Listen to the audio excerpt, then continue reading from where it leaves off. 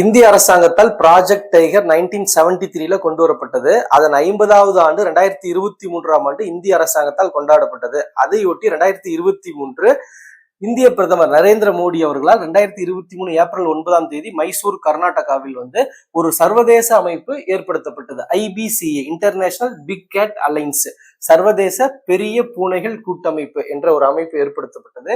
இதனுடைய தலைமையகம் நியூ டெல்லி. இந்த அமைப்பு இந்திய அரசாங்கத்தால் ஆரம்பிக்கப்பட்ட இந்த அமைப்போட நோக்கம் என்னன்னு கேட்டீங்கன்னா, 7 பூனை இனங்களான விலங்குகள், அதாவது tiger, line, leopard, snow leopard, Jaguar, பூமா, சீட்டா, இந்த 7 பூனை இன விலங்குகளை பாதுகாக்கும் நோக்கத்திற்காக இந்திய அரசாங்கத்தால் இந்த IBCA என்ற சர்வதேச அமைப்பு 2023 ஏற்படுத்தப்பட்டது. இதில் தற்போது 90 நாடுகள் உறுப்பு நாடுகளாக உள்ளன. கடைசியாக நேபாள் என்ற நாடு, நம்முடைய அருகில் உள்ள நேபாள் நாடு இந்த அமைப்பில் இணைந்துள்ளது. இதன் வாயிலாக 90 உறுப்பு நாடுகளை கொண்டுள்ளது. இதன் தலைமையகம் நியூ டெல்லியில் உள்ளது. நேபாளை பொறுத்தவரை 2009 அந்த நாட்டுல 121 புலிகளின் எண்ணிக்கை இருந்தது. தற்போது 355 என்ற எண்ணிக்கை உயர்ந்துள்ளதால் இது மிக முக்கிய உறுப்பு நாடாக இந்த IBCAவில் கருதப்படுகிறது.